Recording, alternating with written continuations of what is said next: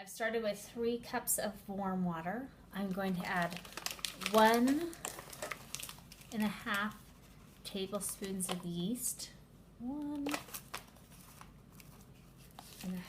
salt. But I only use 1 tablespoon. I think it's better. It gets kind of salty with the extra 1/2 tablespoon. Even 1 tablespoon seems like a lot, but it's a really big recipe. After I add all those together, I mix it up with my handy little bread whisk that I just love, and make sure that's fully incorporated. You can see it. It doesn't have to be perfect. Sometimes if I want it to get really mixed in well, I'll use a different kind of whisk. Next, I'm going to add 6.5 cups of flour. So this is going to take a while. I'll just try to entertain you while I do it. But if I try to entertain you at the same time, I will lose track of my count. There's 2, 3, 4, 5, 6, and 1/2.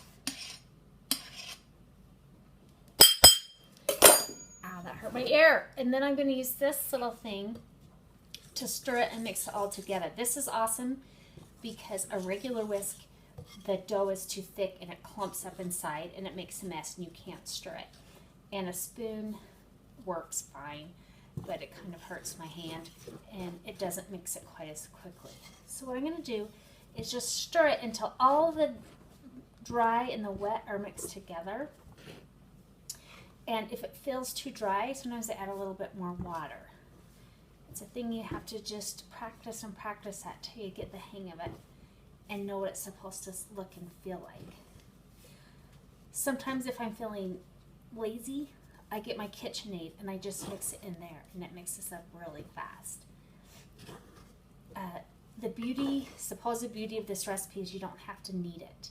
I kind of enjoy kneading when I'm using my KitchenAid, so I'll go in and knead it for a while if I have time.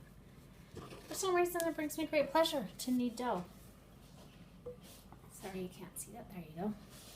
So it's just kind of a shaggy mess. I don't want to see any flour left over.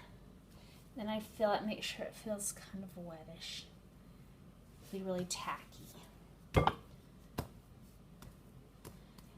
Now, if you like more holes in your bread, which I tend to, you want to make it just a hair wetter. The more water you add, the more open your crumb's going to be.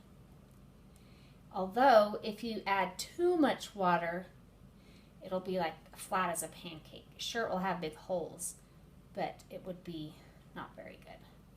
So if you're going to add more water, just add a couple tablespoons more. There.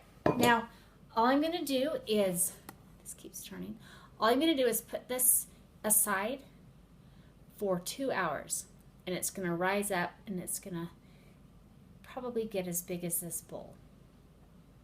I'm going to cover it with a big piece of saran wrap and make sure there's a little bit of air in so it doesn't get too rancid.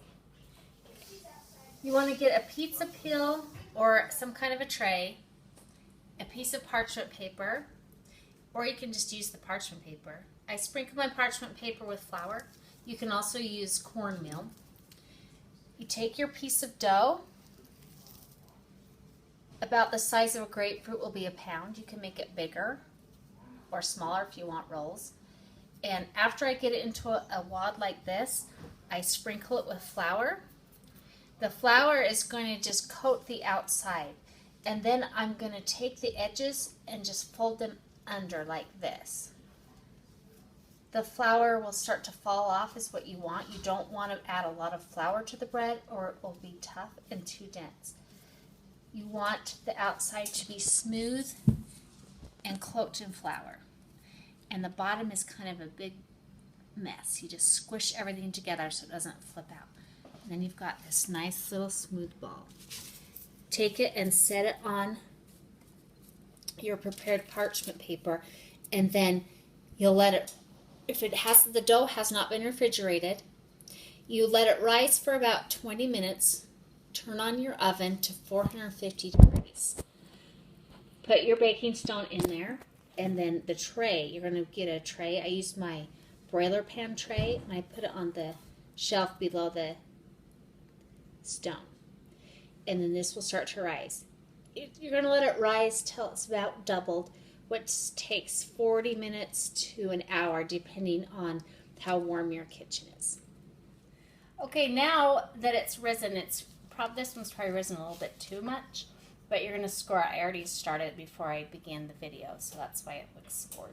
So I'm going to do it. It's about a 1/4 inch deep here. There's a lot of different ways to score it. You can go across or just parallel lines like this.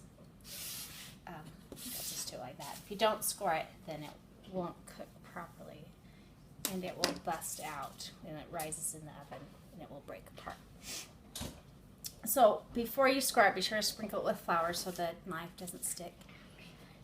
And then about halfway through the rising process, the second round, you turn your oven on, 450, put your baking stone in there, and then add a thin tray on the bottom shelf to add the water to do heat.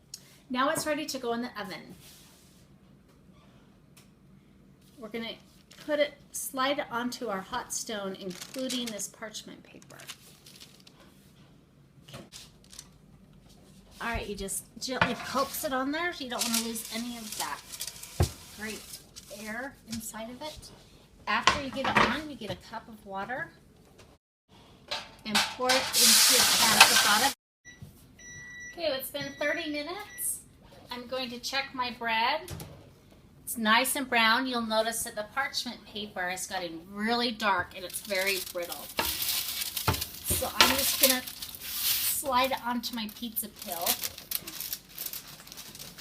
And if we can get a close-up of the bread, see how nicely browned it is.